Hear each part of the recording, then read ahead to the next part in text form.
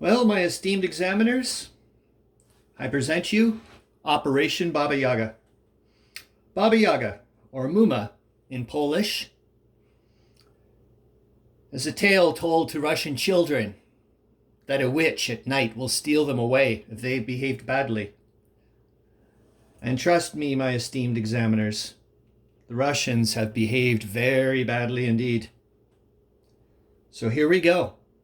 I'll show you how I'm going to rid East Prussia of the Russians, as well as adhere to the Katowice Conference Agreement. So here we go. First off, I need to do a significant amount of coordination between reinforcements, the stripping of garrison troops, and effective use of rail.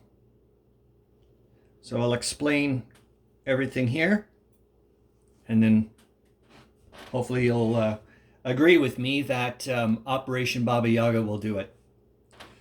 So here, I'll go over every little bit. So the little blue arrows are going to be the reinforcement streams to go towards helping out Schubert and the Ninth Army deal with the Russians in the Pragal River front. The red arrows are going to be the attack points. The blue arrows here and the yellow arrows, I'll talk about that in a minute. The blue arrows here are basically I'm just stalling. I just want to make sure that the Russians are never going to go any further. But I need to concentrate my forces. And I'm going to essentially concentrate my attacks on the positions that are being entrenched. I want these gone. Simple as that. In conjunction, as you're going to see here, I've got these yellow lines. This is where, over here, this is where the German Expeditionary Force has been operating. Jeff, well, they're no longer needed. So I'm now going to send the German Expeditionary Force, so I wanted to differentiate them. So they're going to go this way, and they're going to help support this stalling tactic here for hopefully that the Russians don't try to...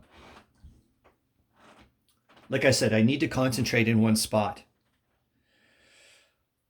Secondly, so we've now got Schubert and the Ninth Army there, and as you can see, lots of arrows are streaming away from the garrisons. And yet again, I have to be effective with my rail. And you're going to see already there's a bit of a logjam here because I'm even moving some. And here's the Warsaw front. And this is primarily going to be a dormant, like I said, a static front. And this is going to be primarily maintained by Corps Command 2, but overseen by 8th Army in Hindenburg, who's going to be the overall theater commander, if you want to call it that, for the Germans. But you're going to see I'm already streaming some of the forces, troops out, which are then going to be converted going towards the Pragal River front for 9th Army and Schubert, as well as down towards the Tri-Town area where the Warsh, I think that's how you pronounce his name, is going to be arriving in the 1st of November. And he'll be taking over the operations here, which is currently done by Corps Command 1. So now Corps Command 1 will support Warsh. And these two A's here. So this is going to be a secondary, it'll be the primary objective. Kielce, I think is how you pronounce it. And if this is all I get at the end of this scenario or at the end of November, it's not the end of the world. However, I really want this big one, which is Radom or Radom. And so that's going to be the major push. It may seem odd in that you're saying that one of the criteria was to get rid of all the Russian troops here. Do I even have to? I don't think I can move it any. Hopefully I can. Where's my? You just see it. Okay, good. Hopefully I haven't screwed. Yeah, I think we're okay. So you're like, well, why is there such a major push here and there? Just hold on. I need to get the Russians to draw as many forces this way, so that way I can use the effective use of the garrison stripping and the supply points to hammer home at one spot and hope that the Russians are not able to uh, resupply or reinforce or support or do anything to help this. Eventually, I can just hammer them away. Um, in order to do that, I have to have an effective other spot. And this is going to be the spot. I think I've mentioned it to before that the Nita River area is not going to be a very good place to be. With the spectacular pickup of Wuj, I'm now going to send some German engineers, and look at these beautiful, maybe you won't be able to see them, but later on you will be. They're the beautiful railhead markers that Alberto made. So I'm going to be sending German engineers this way, converting Russian rail, and then Austrian engineers this way, converting Russian rail. And hopefully they'll meet in the middle in Checheva, where then I can start streaming more troops any which way I want. But this is going to be more or less a kind of like a pincer movement, I guess, but it's going to be a massive attack here as well. So there's going to be so it's going to be coordination between Hindenburg and the 8th Army going this way, and Wursch and his army going that way with support of Corps Command 1. Now these letters here are where I'm hoping the cavalry reinforcements are going to come in here and hamper any support that the Russians try to send this way, as well as freeze up Radom here and hopefully be able to occupy it. That's what I'm going to hope for. Way over here, since I just did spot it, is just a reminder to tell Borevich, who's now going to be the theater commander for all of he's going to be in charge of Austro-Hungarian command down here in Galicia. Good on him, man. This is just a reminder to say, hey, do you think you could possibly put your strip your garrisons here of the troops and have them entrained, accompanied by Corps HQs, so they can be sent as quickly as effing possible if needed. And there we go on the other thing with these R's as well, the 3 R's. So what I'm going to be doing is one of the main people I'm going to be hoping for, that's actually situated coincidentally where Charles is, because that person's name is Charles as well, is the garrison commander of Danzig, Charles Tordis, Tordis, and he'll be responsible for coordinating the stripping of the garrison troops and railing them to where they're needed, as well as these 3 spots are roughly equidistant between each sector, if you want to call it that. And they're going to be 3, each one's going to have it's going to be a reserve division accompanied by a Corps HQ and entrained, so that, and on single track away from the current used double track, but in spots where they have multiple avenues for moving. But I don't want them eating up the good rail until they're needed. But I want them in spots where they can pounce or like go quick. So I want to have 3. So this person is going to be responsible for all that. So essentially I'll have 4 people here. And so hopefully you see all this. And I think I showed it properly. So there you go. I've now shown you Operation Baba Yaga.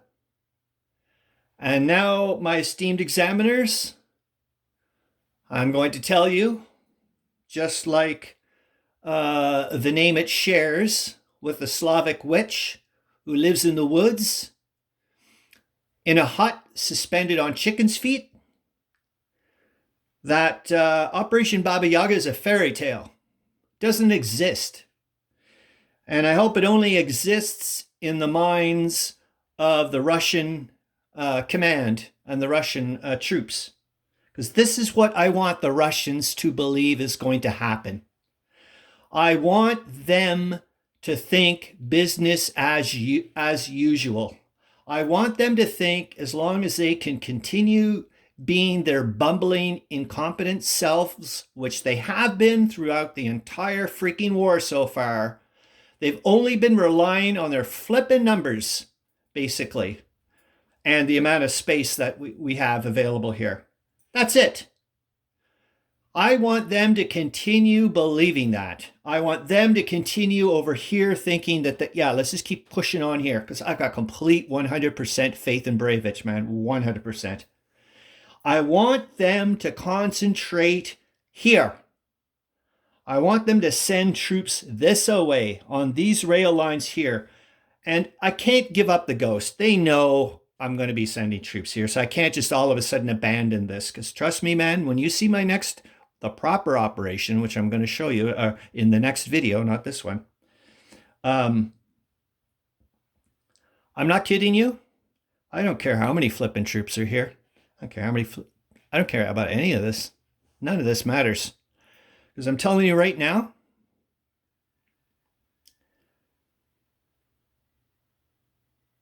with the conditions that I put out in this exam, as far as I'm concerned, if you play this out, or if I play this out conventionally, 100 times, I will fail 100 times. There is no way in hell I can win this scenario or pass this exam in 8 turns. There's just not enough time, not enough supply, and not enough troops to do everything. There just isn't. So I had to think of a third way. And look, man, Sun Tzu all the flippin' way. Remember what Sun Tzu constantly keeps saying. Try to avoid, using as much, just get this over with, for crying out loud. The last thing you want to do is fight. Get it over with. So here we go. We're going to go on a little journey. And I am so confident in my operation, that the real one, that not only, I'm going to fail the exam. Trust me, I will fail this exam. Yet I will I will win the scenario so overwhelmingly for the Central Powers, so overwhelmingly, that not only will there be, the Central Powers will have complete control of the Eastern Front by Christmas, I guarantee it, that the balance of power will have shifted so much in favor of the Central Powers that I think any of the neutrals that were considering, e.g. Italy, that were considering allying with the Entente are not going to be thinking about that anymore. Which means I'm now considering that what happens next could actually precipitate the ending of the war and in favor of the Central Powers. And here we go, because we're going to go on a little journey. We're going to go to Baranovichi. We're going to go to the home of the Stavka, because we're going here. And I'll try to zoom in. I don't know if it'll work. I'll try. We're going to Mount Doom. And in the next video, I'm going to show you how we're going to do it. There you are. See Mount Doom?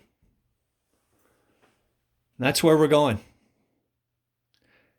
Because I'm going to show you with Operation Luther, there's a reformation that needs to be done, a different way of thinking to get this done. I found my version of a Kobayashi Maru version of for Der Weltkrieg. Big time. Anyways, there we go. I'll show you Operation Luther in the next video. I hope you like it.